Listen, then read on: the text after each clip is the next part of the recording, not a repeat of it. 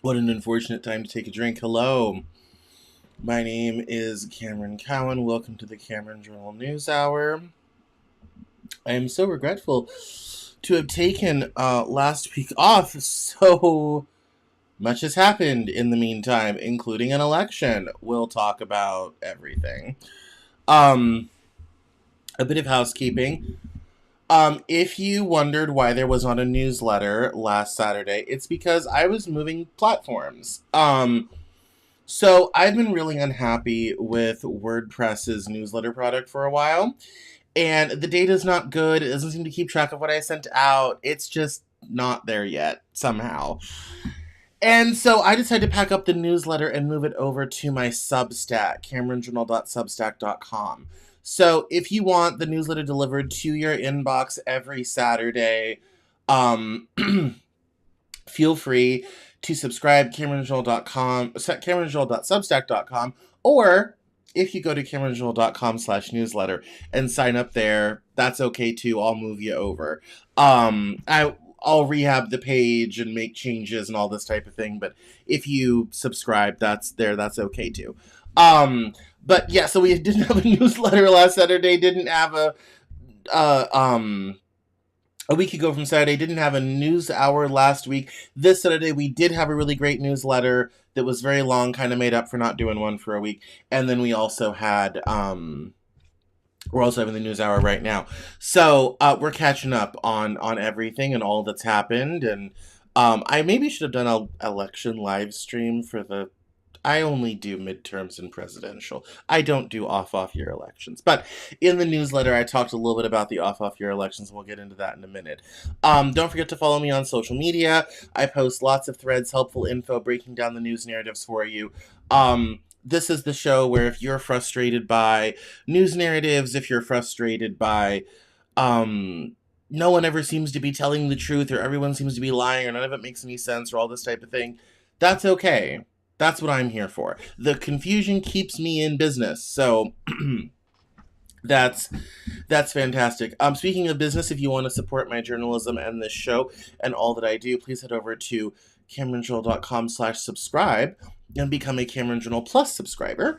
That will get you exclusive content and events and Discord hangouts that I do on my private Discord for Cameron Journal Plus subscribers.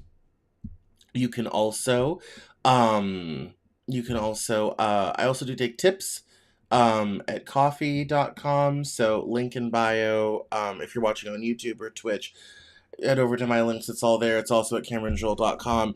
And if you're a newsletter person and you're not ready to subscribe to a monthly thing, I get you. I get it. I gotcha. Coffee link is in the newsletter too. So the thank you to everyone who is clicking on the link and donating and all this type of thing. I really appreciate it. I really appreciate you. Let's dive into things, and we're going to start with shutdowns and elections. I don't really have a story to read about this necessarily, although I suppose I could find one quickly. But we kind of know the facts. We'll start with the election. We'll get up to the shutdown. So Tuesday last, we had off-year elections. Now, in some places in the country, they put state offices in elections where they're not electing Congress people and not electing the president, so the people will pay attention to them more. Virginia is one such state. Now, historically speaking, whoever is elected governor of Virginia in the year after a presidential election, whichever party candidate wins, that usually indicates where the next presidential election will go to. And this pattern is held up for a very, very long time.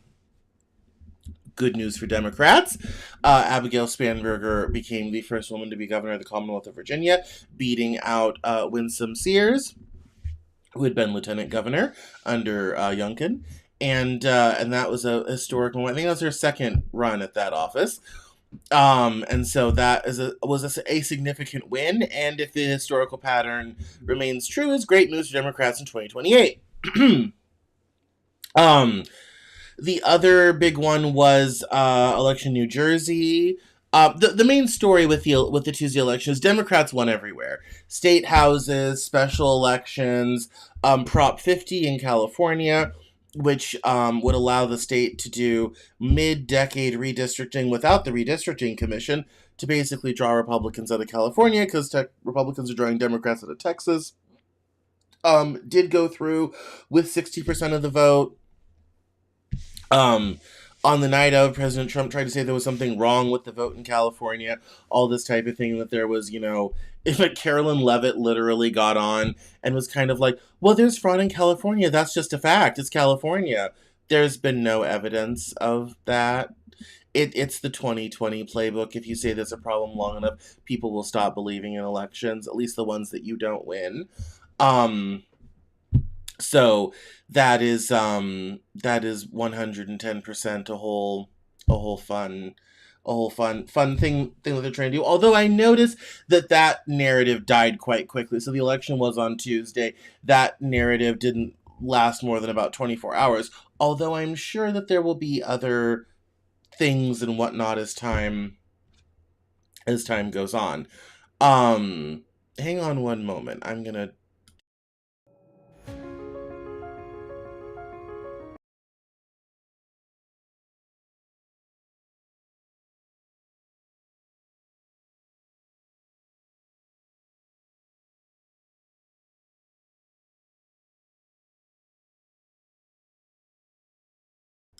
Okay, there we go.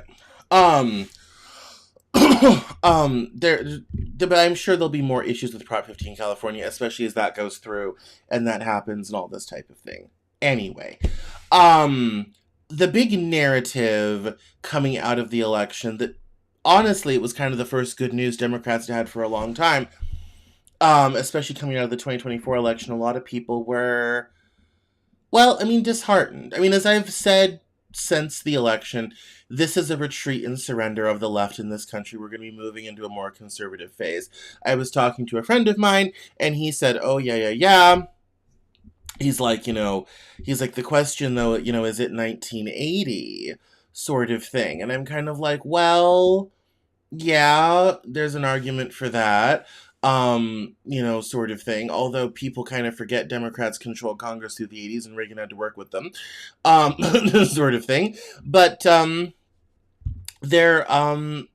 we're going into this conservative phase. And so obviously over the last year since the election, and in the, 10 months since the Trump administration got into office, the Democrats have been, if you're a Democrat or a liberal-leaning person in this country, it's felt like you've been under constant 24/7 nonstop attack, all the time sort of thing. It is, maybe at moments felt like there just wasn't, anything for you, any good news. Half of Project 2025 has been gone through. In fact, maybe we'll check the Project 2025 tracker here in a minute. All of these things have happened, and it just seems like we've been on the retreat, which we have been. Now there's this kind of sliver of hope in these different places. One state that elected a lot of Democrats was Mississippi. Which just goes to show that a lot of these places that people have kind of written off as being Republican-y and all this type of thing, that's not a good thing to do, and the Democratic Party should invest in those states a lot more.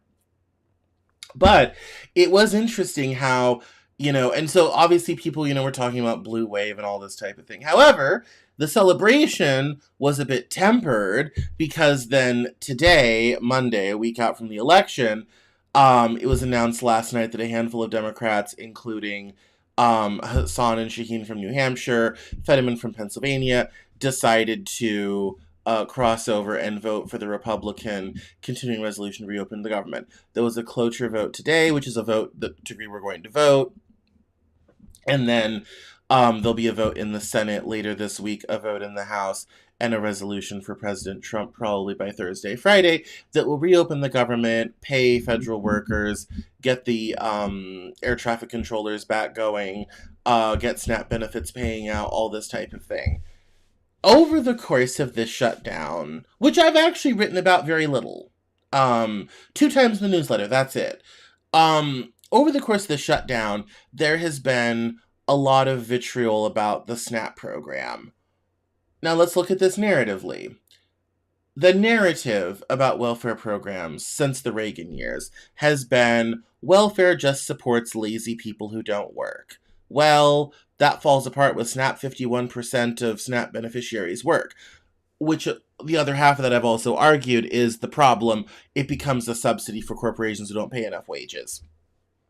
A lot of fun has been made of people who receive SNAP benefits. There's been lots of comical videos of people being like, just get a job, sort of thing, not realizing half of SNAP people have jobs.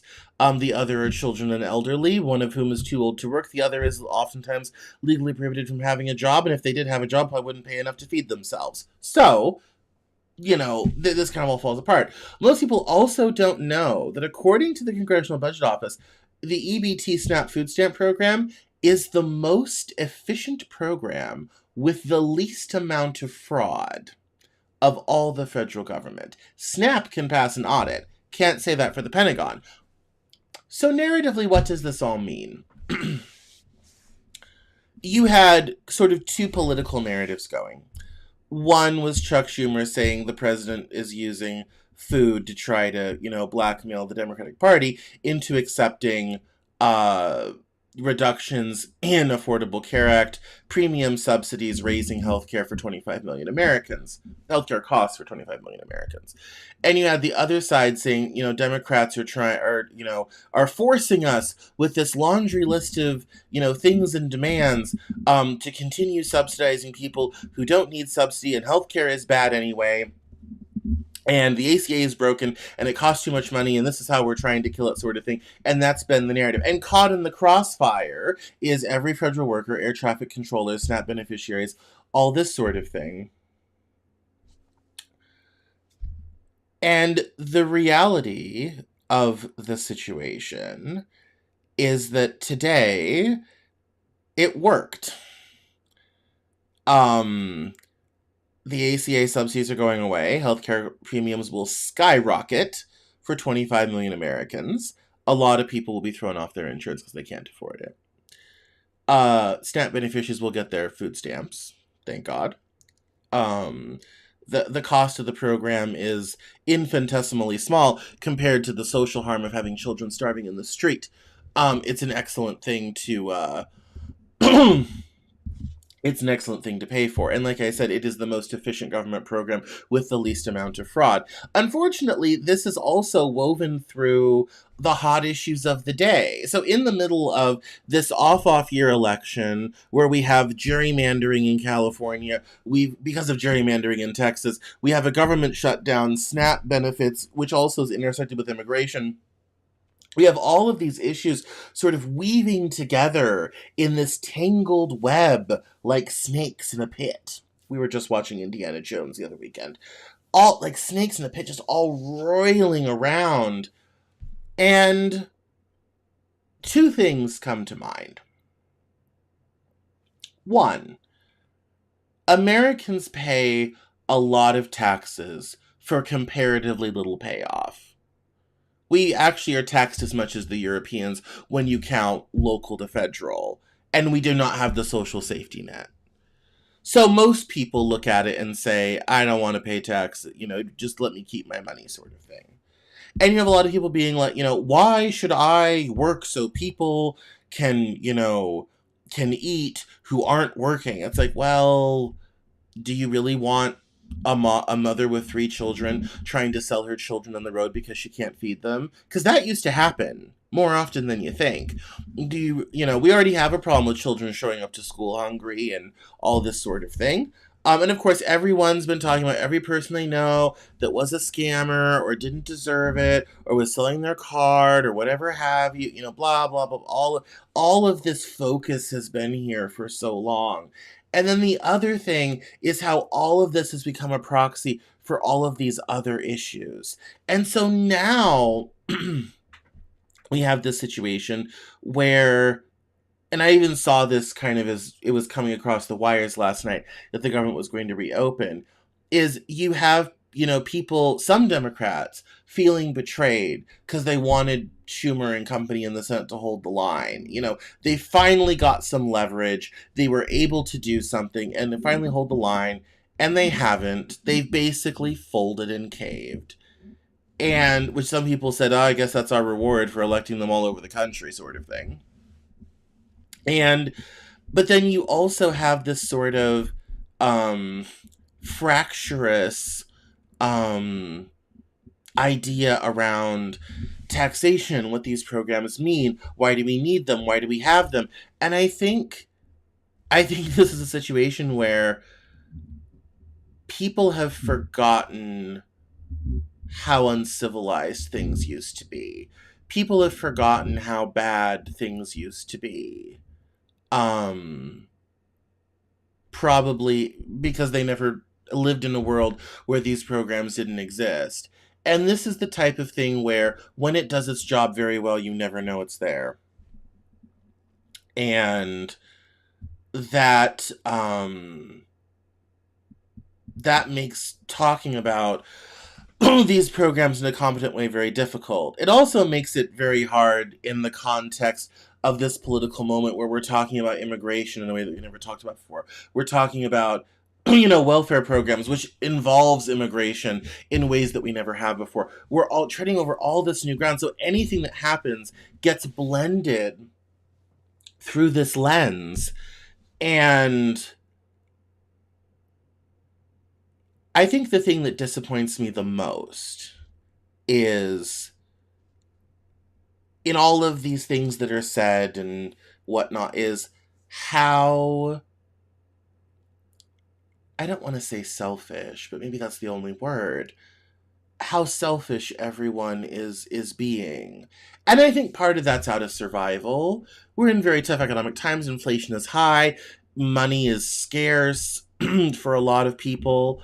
Um, we have layoffs happening, the job market is not good, people can't find jobs, but somehow more immigrants are coming in on visas because there's no Americans to fill these jobs, sort of thing, and that kind of enters into it as well.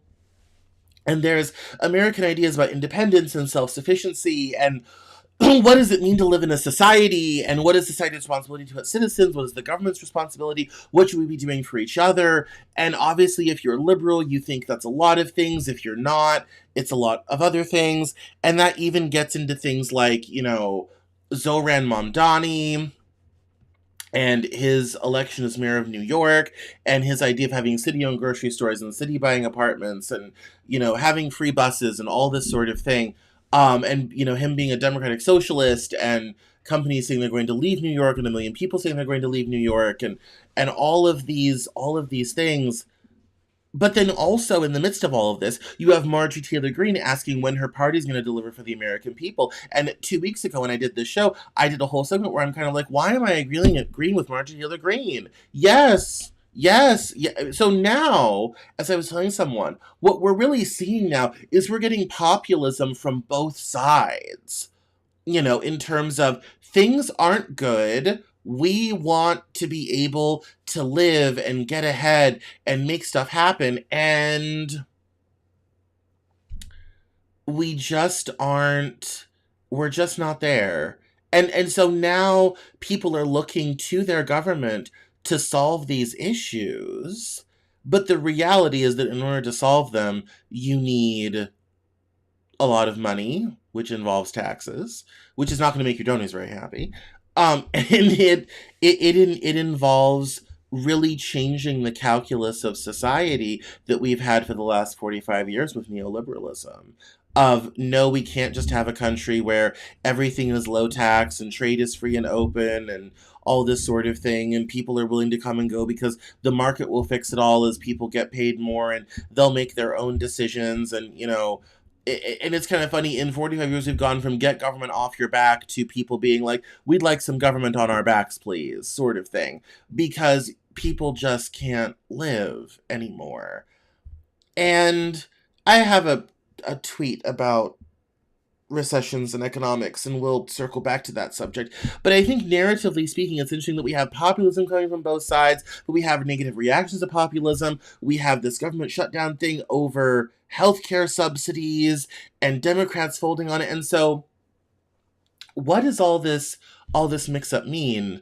It means we're in a very unique, and I would say very precious, political moment where big change becomes possible, where being able to have an effect and a meaningful change on society, on our relationship with government, our relationship with society, finally becomes possible because enough people are really demanding it. Now, obviously, we're still a ways away because the government just hiked the healthcare premiums of 25 million people, and Chuck Schumer and Democrats went along with it. And that's going to leave, Democrats feeling a bit burned.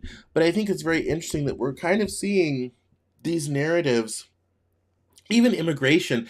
And America First really is about putting Americans at the fore and doing better for citizens and not just people in general. So now we're getting to this place where maybe we can have a competent discussion about what our society can be. And we might be able to have a competent discussion about what government can do and what government could do for us. And that is a very interesting political place. Unfortunately, like I said, we're not necessarily ready maybe for that conversation as much as we would like to be, given present circumstances. But I guarantee you this. All of these things, SNAP, healthcare, housing, affordability, this is all going to figure into 2026. Now, if you're the Democrats, this is great news. But, as we're going to see in a video from Chris Cuomo, the how to get there and how much to listen to the far left, where most of these ideas originate from, could be up for some debate. So with that in mind, let's go to that Chris Cuomo video, actually. And let's listen, we'll talk.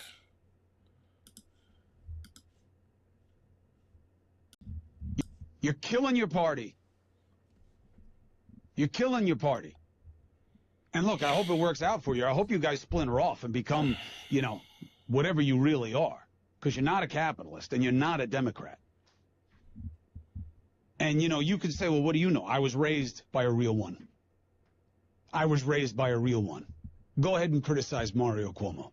What's going to be your biggest insult? That he spawned me and Andrew? Is that going to be the best you have? Because you ain't shit compared to him. Not in terms of intelligence, not in terms of success, not in terms of pedigree, not in terms of philosophy, not in terms of mission, not in terms of eloquence, not in terms of charisma, not in terms of anything. Certainly not electability. You are killing your party because you are not a real one. Because you're doing what's good for you in a vacuum with your little social media following. You're no different than a pod bro. And you're killing your party. And Democrats better wake the fuck up and realize that you're better than this. Be with the 80, not the 20. Okay?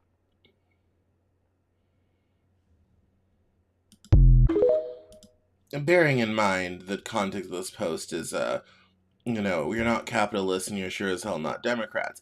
Let me drop the hammer. I was raised by a real Democrat, Mario Cuomo. You're not shit compared to him. Even Cuomo's had enough of the quote-unquote far-left takeover. And that, and then obviously there's a whole bunch of debate in the replies about, how liberal Chris Cuomo is or is not. And far left people being like, yeah, well, the left is still the problem. And bearing in mind, this all goes along with, the election of Mamdani and what that means when America's largest city in the center of the world financially decides, we want some democratic socialism. We want a city that functions not just for the wealthy, so the city's a playground for the wealthy, but for working people. And And you end up, it kind of shows that, every election, same promises, different rats. Welcome to New York City. Liberal dreams, real world prices. And it shows all the past, mayors with Vision Zero and Close Rikers and End the Tale of Two Cities and the City of Yes and it turns out free wasn't free sort of thing, and all of a sudden you know it's not so easy as they would say. So I think the main kind of point of all of this, and this gets, again, all of this stuff, the government shutdown and immigration and all this type of thing, all comes together to people want a society that works.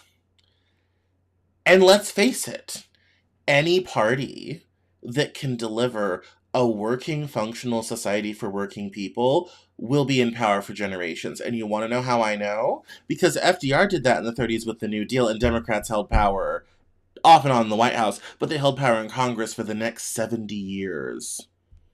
Republicans in the 50s were begging for thread. Even their guy in the White House was pretty liberal. He's kind of like, yeah, we should have a national highway system. It'll cost a fortune. Start plowing, sort of thing. It's a very different, it's a very different paradigm.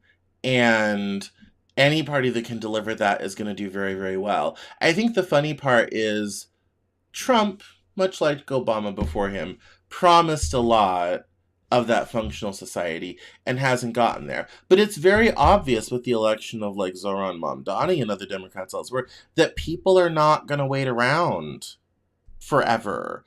People want to be able to afford a place to live, afford to save money, be able to afford a car, all this type of thing. And let's face it, tariffs are not helping. And it's not delivering many jobs, all because we still have layoffs and all this sort of thing.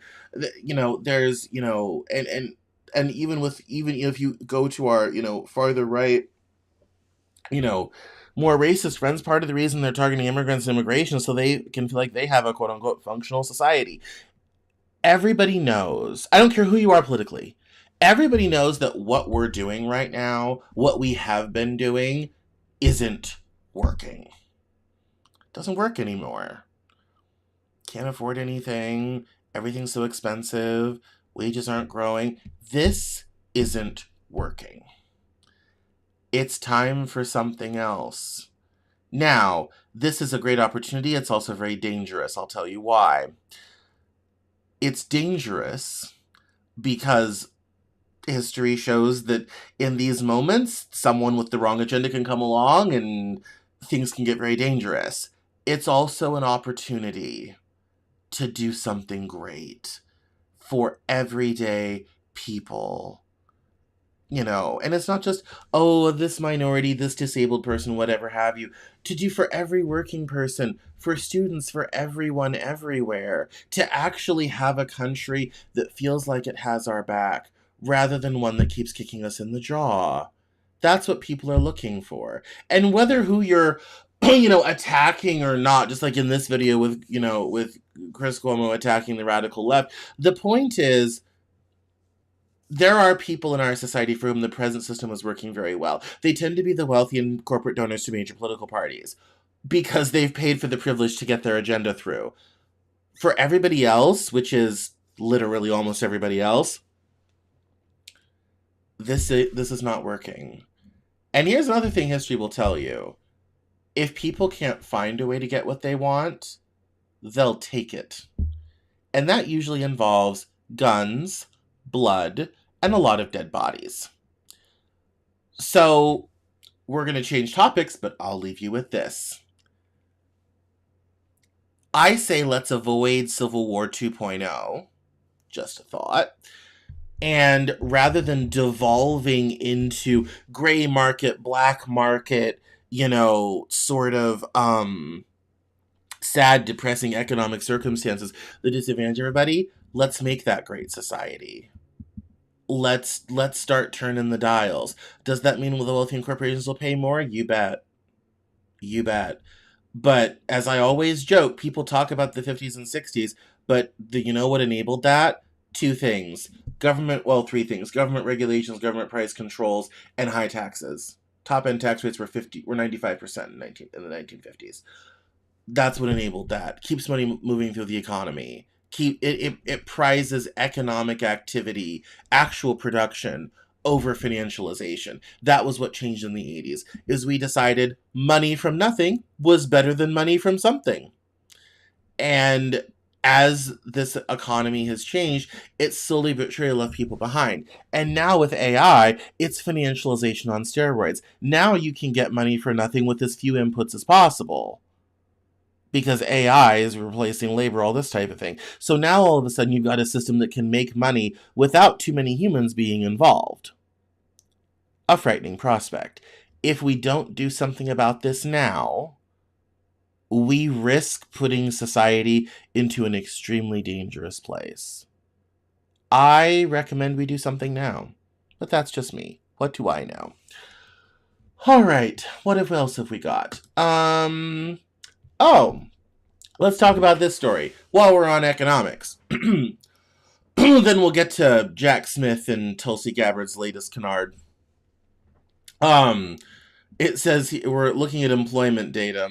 It says here, long-term unemployed. It sounds clinical, but it means 6 months without a paycheck, or 1 in 4 jobless Americans are there now. Every time we've hit this level, a recession followed. Does Washington still think the answer is more OPT and H-1B visa renewals and loopholes? Again, this is one of the reasons why immigrants are being targeted, is because of these numbers right here. And so it's looking at the overall employment rate and then share of long-term unemployed, 27 weeks or longer, 6 months. And we see here from August 2005 to 2006, leading into the Great Financial Crisis, overall unemployment goes down during this time, but share of long-term employed ticks steadily upward, except for this weird anomaly in January, which is probably a seasonal adjusted thing. Ticks steadily upward. And even, going into the financial crisis, we're still far beyond that. But look at overall unemployment rate. It's way down. Why? Because after 6 months, they stop counting these people, because that's when you roll off unemployment benefits. People don't know that, but the overall unemployment rate is actually a very poor indicator of how the job market is doing, because they don't count a bunch of people. If you look at the, I think it's the F6 number, or T6, it actually counts everybody, and we usually have around, it's actually right now about 12%. So this is the sad situation. And, it seems foolhardy to let in more economic migrants and more visas when we have long-term unemployed at 25.7%. And so we look at, and someone did this great graph. Employment level foreign born January 2007 equals 100. Employment native born January 2007 is the start of this graph. And so it shows, you have the big dip for the pandemic, of course. And then you have native-born unemployment, rising back up out of the pandemic. But then you see this huge spike. And it was already quite much larger. There's this gap here. And now it's just absolutely huge, And I love this picture because it says, AI isn't taking your jobs. And, kind of without comment sort of thing. And this person points out, in case you're wondering, kids, we're at Great Depression levels of unemployment. True. And it's kind of funny because as we talk about having a functional society and having a place where you can get a job, buy a house, get ahead, all this type of thing, all of a sudden, everyone's looking around at me kind of like, hey, I can't get those things. I can't have those things. I work hard. I'm willing to show up, all this type of thing. And the reality, and I talk about this in my book, America's Lost Generation, is you're now competing with the whole globe for labor. Here's the problem. American labor is the most expensive in the world, which means it can literally be undercut by anyone. Literally. Just don't be an American and you'll automatically be cheaper, and you can get paid half of an American's wage and feel like you're doing very, very well. The $60,000 job can now be paid an immigrant for $30,000. The $100,000 job can be paid an immigrant at $50,000. Where does that extra money go? Into the pockets of shareholders. Simple as. And I've always said you will never, ever, ever solve immigration until you get corporate America off the teat of cheap labor. It's that simple. If you want to slow down immigration, you've got to get corporate America off cheap labor. It's that simple. Once you do that, then things can change. But as long as they require cheap labor, they will do whatever they have to do to get a hold of it, including offshoring, which is now the latest new thing. Send it to Mexico, send it to India, anything to keep labor costs down. And especially with AI, you now have two things pressuring labor costs. One is global competition, and the other one is AI. Because now they're looking at the headcount and looking at different job positions and say, can AI do it? If no, can we offshore it? If no, then it gets to stay. If yes, one of those two things will be an option. Where does this leave the everyday working American? Bereft. Unfortunately. And this is why the calls to stop this are louder and louder. And I feel sorry that immigrants are becoming targeted in all of this, but the reality is people look at all of these new people, all of these new neighbors, all of this immigration, and at this point they're saying, yeah, you're taking my job. And one would argue they're not entirely incorrect about that. Now, I want to kind of tick over onto Stephen Miller and the, Trump administration, all this sort of thing, because I found this post rather interesting. So this is one of those Twitter accounts that is always posting some emergency alarmist sort of thing because you interact with it, of course. And this clip from Stephen Miller is rather interesting. So we'll back it up and watch. The Democrat Party has become dangerously, violently radicalized. And you're right, Sean. I get death threats every day. My wife gets death threats every day.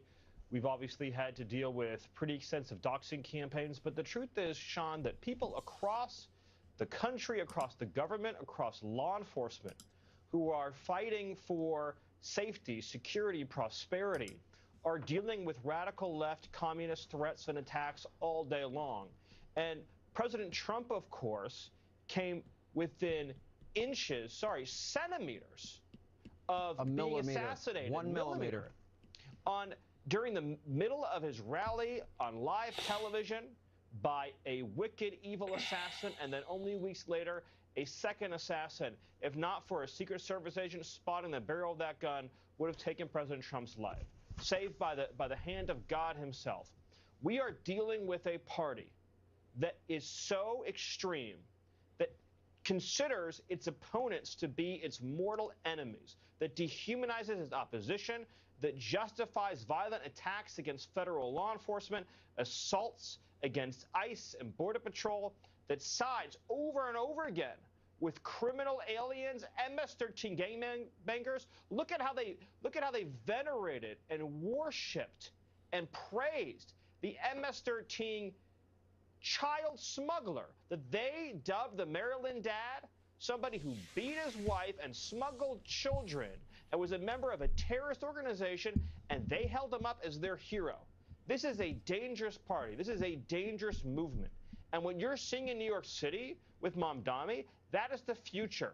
A party that believes in no bail, a party that believes in no jail, a party that believes in no borders. But here's one group they do want to put in jail. They're political enemies. And it's funny because the comment section is a mix of things, but when we talk about putting political opponents in jail, I would submit to him the 2016 Trump campaign with lock her up. Like, there's a reason we got to this moment in the political country. And I'm not saying Stephen Miller's all right or all wrong, although I disagree with him on some of his facts. But we got here in a very specific set of circumstances. And we didn't arrive here necessarily by accident either. The reality is, when you have someone in political life who's willing to say anything that feels good, anything that draws a crowd, anything that draws a headline, anything that keeps the $1 billion of free media coverage that he got in 2016 going, thank you mainstream media, you enter very dangerous territory because you erode belief in elections. you enter very dangerous territory because you give permission for things that were hitherto taboo and unspeakable.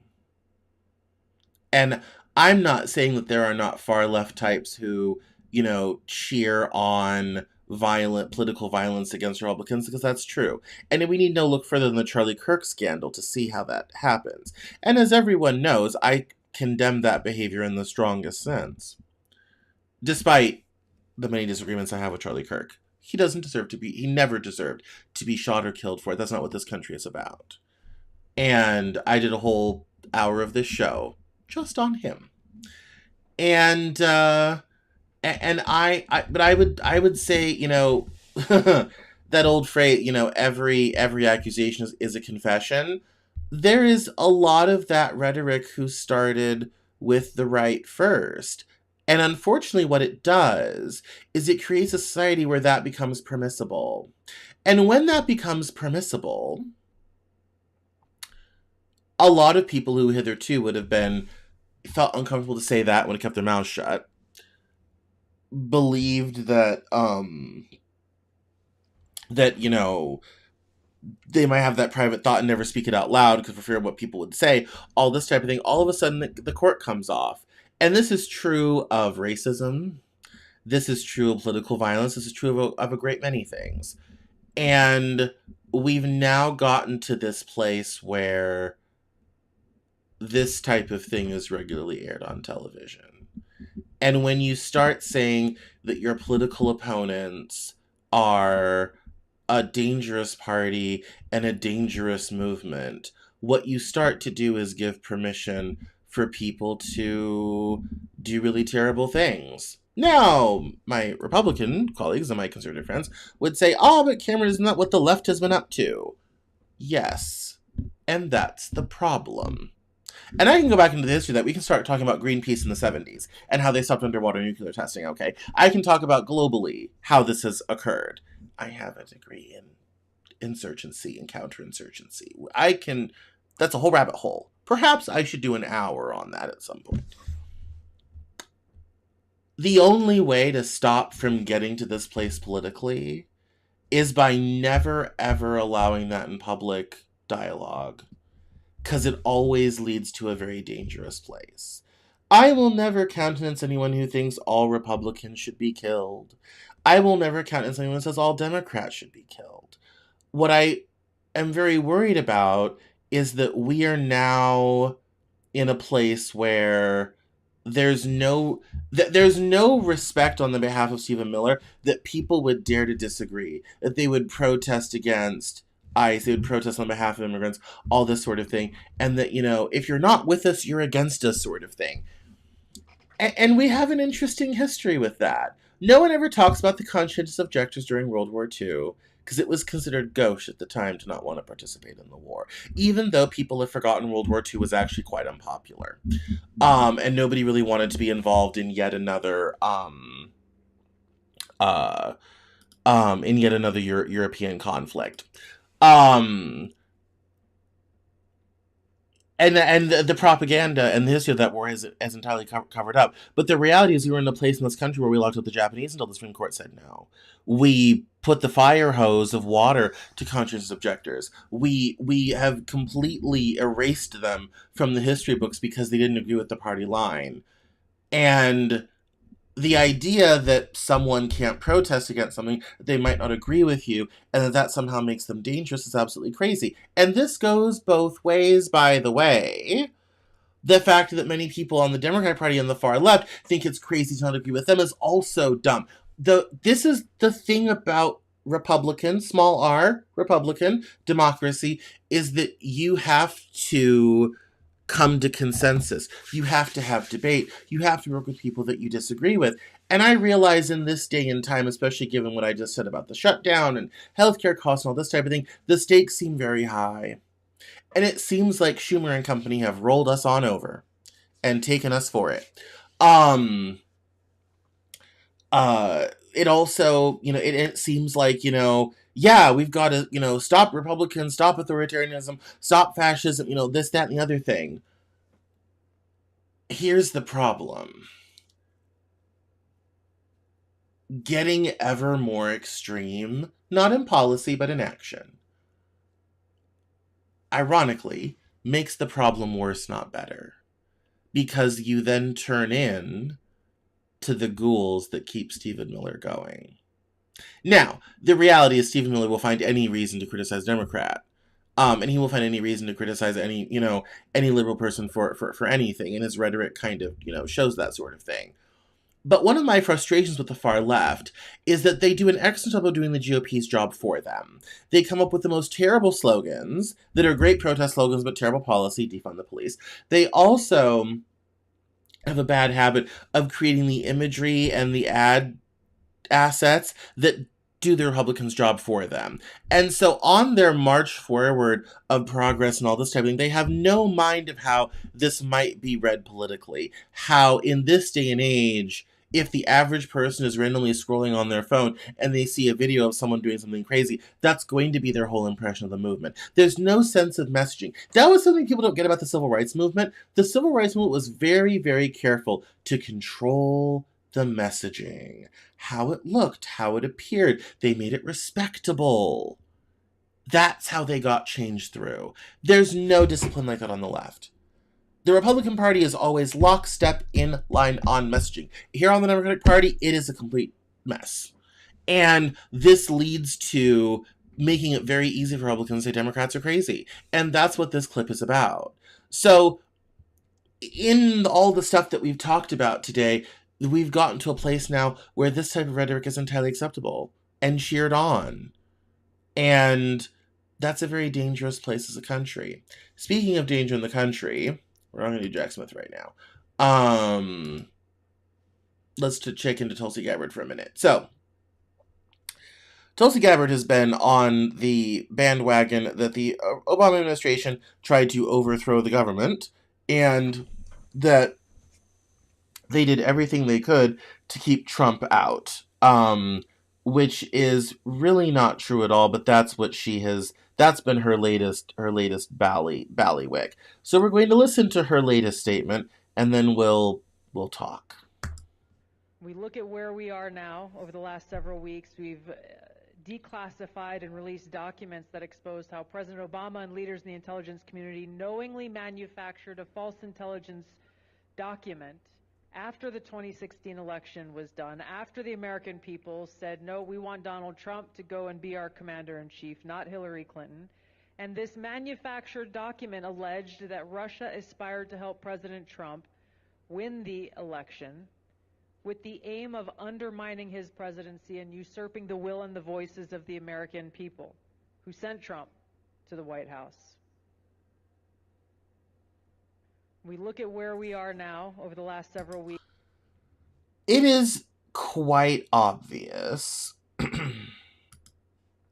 that having gone through the documents and on this show and all this type of thing, it is quite obvious that her task is to do her level best to undo the Russia narrative, the Russia hoax, and to also reinforce that not just the 2020 election was stolen, but that the 2016 election was almost stolen.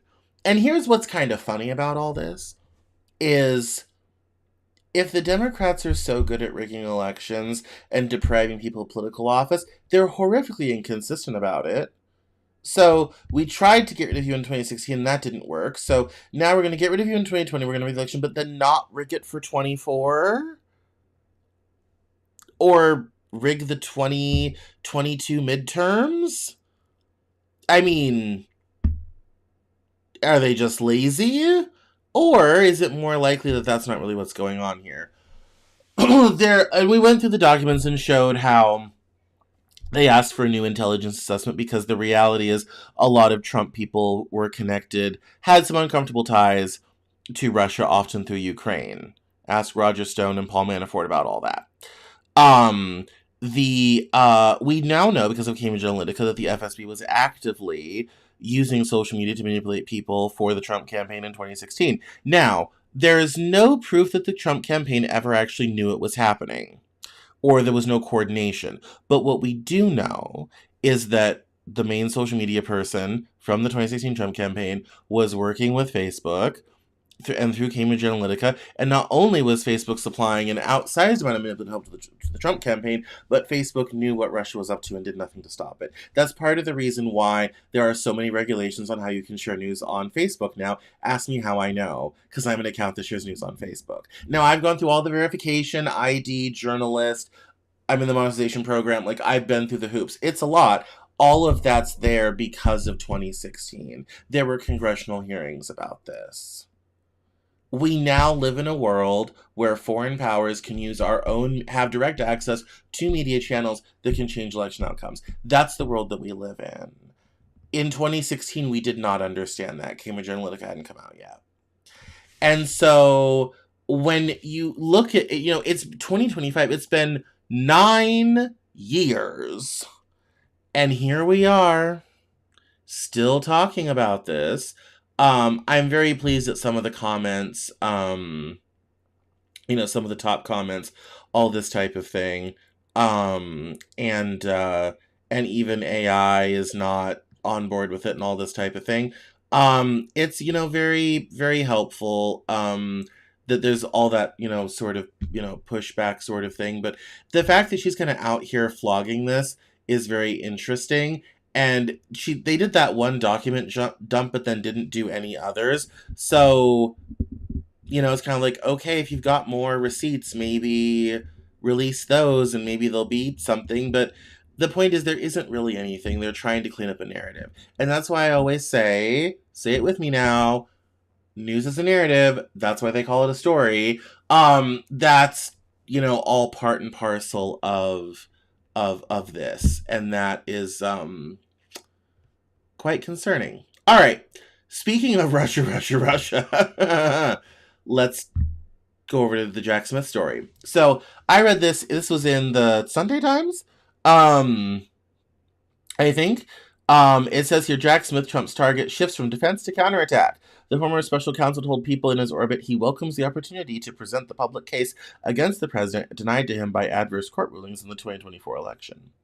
It says here, President Trump's unrelenting fast-track drive to humiliate, investigate, and prosecute the people he hates has gained momentum, in part because his targets have not been in a position to inflict serious retributive pain on him. Jack Smith is different. Mr. Smith, the special counsel who twice indicted Mr. Trump, appears unintimidated by the president's demand that Republican lawmakers investigate him and that the Justice Department put him in prison for as yet unproved and unspecified crimes. Quite the opposite. In fact, Mr. Smith, who spent more than 2 years aggressively collecting evidence to prove Mr. Trump mishandled classified documents and tried to overturn the results of the 2020 election, appears eager to publicly challenge a foundational pillar of MAGA canon, that the president was a sinned-upon innocent who did nothing to deserve scrutiny, much less 2 prosecutions. Mr. Smith has told people in his orbit that he welcomes the opportunity to present the public case against Mr. Trump, denied to him by the Supreme Court decision asserting a broad presidential immunity from prosecution and adverse rulings from a Trump-appointed judge in the federal bench in Florida. Whether Mr. Smith gets the chance to confront his accusers on the biggest official stage available to him, a public House or Senate hearing, remains very much an open question. Some Republicans have privately expressed concern that Mr. Trump's quest for vengeance could backfire by giving credible anti-corruption investigator an open mic. Deranged, Jack Smith is a criminal, Mr. Trump said on social media on Wednesday after House Republicans released documents showing that the special counsel's office examined communications between Mr. Trump and 160 Republicans as part of the inquiry into his efforts to overturn the 2020 election, which also includes the fake electors scandal. We continue.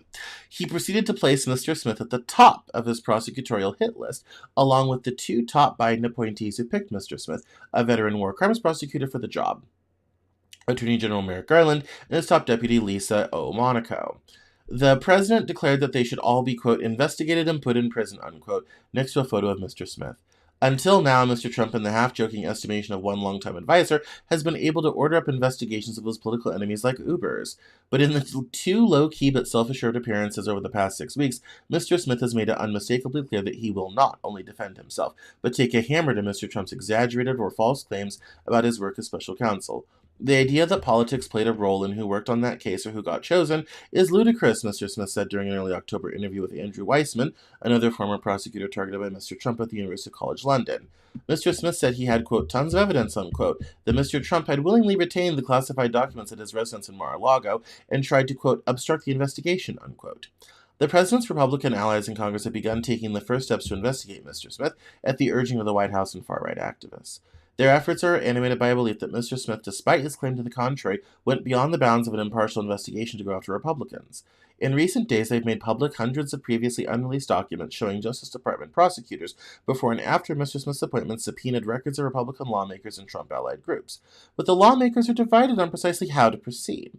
According to interviews with lawmakers and their aides, some have expressed concerns about giving Mr. Smith a public platform, unless the records trawl uncovers something so damning it shatters his credibility. Nor do they see much political upside in rehashing an issue of a searing import to the president, but of little interest to voters in battleground districts at a time when approval of Mr. Trump's performance on the economy and immigration is sagging. Yet they're forging ahead at Mr. Trump's goading. On October 10th, the GOP-controlled House Judiciary Committee summoned Mr. Smith to testify behind closed doors about what Republicans on the panel called partisan and politically motivated prosecutions of Mr. Trump. Earlier this year, 3 former Justice Department prosecutors, J.P. Cooney, Jay Bratt, and Thomas Wyndham, appeared for closed-door interviews that revealed little new information according to Republicans on the panel. Mr. Smith, up next, has begun moving his own chess pieces. Through his lawyers, he demanded public hearings, along with asking the Justice Department to give him broad latitude to discuss evidence presented to grand juries. Neither request has thus far elicited a response. Name the time and place, Lanny Brewer, one of Mr. Smith's lawyers, said in a statement. Jack will be there. The House Committee, the Justice Department, and the FBI did not respond to requests for comment. Representative Jim Jordan, a House Republican who leads the committee, is likely to issue a subpoena in the coming weeks rather than accede to Mr. Smith's demands for public hearing, according to a person familiar with his thinking, speaking on the condition of anonymity to discuss internal deliberations. And then it goes on to some of the politics around it all. This is kind of one of those quiet stories that we won't probably hear a lot about in the mainstream, but I wanted to bring it up because the way it will break into the mainstream, if it does, is if there is a lot of something there and a public forum is given any portion of the way, or stuff starts to come out. And the reality is when you start having these committee meetings and people start to get in the know, stuff's going to come out, and one of two things is going to happen. Either it's going to explode out into the public and it's going to be a huge scandal, one of the many going on at any given moment these days, or, and I think this is more likely, kind of like Epstein, which we don't talk about anymore, it'll get buried. Because there's some there. We'll find out very shortly. So, alright, that's the top of the hour. This was a fun story and not important, so we don't gotta talk about it. I'm gonna break off. I just did a fantastic recording with one of the most important playwrights in China named Stan Lai. He was calling in from Taipei, Taiwan. We had an internet issue at one point, so I'm gonna have to cut it together, but we spent an hour and a half talking about theater and music and art and movies and Chinese culture, and it was amazing and magical in every way. But it also means I'm tired, my voice is gone, my voice is going. So we're going to stop it there. Thank you all so much for watching. My name is Cameron Cowan. This is the Cameron Journal News Hour. I'm here every Monday at 7. Don't forget to follow me on social media at Cameron Cowan on Twitter and Instagram, at Cameron Journal on TikTok, LinkedIn. And I will see you on Wednesday for The Living Joke with Will and Connor. We have a great show for you this week, and I will see you next Monday on the Cameron Journal News Hour. There's no interview today because I've not finished editing new podcast episodes. I just finished a couple this afternoon. So keep an eye out. There will be new interviews this week with all sorts of great people, all sorts of new authors. It's going to be exciting. Thank you all so much for watching. I'll see you next time. Bye-bye now.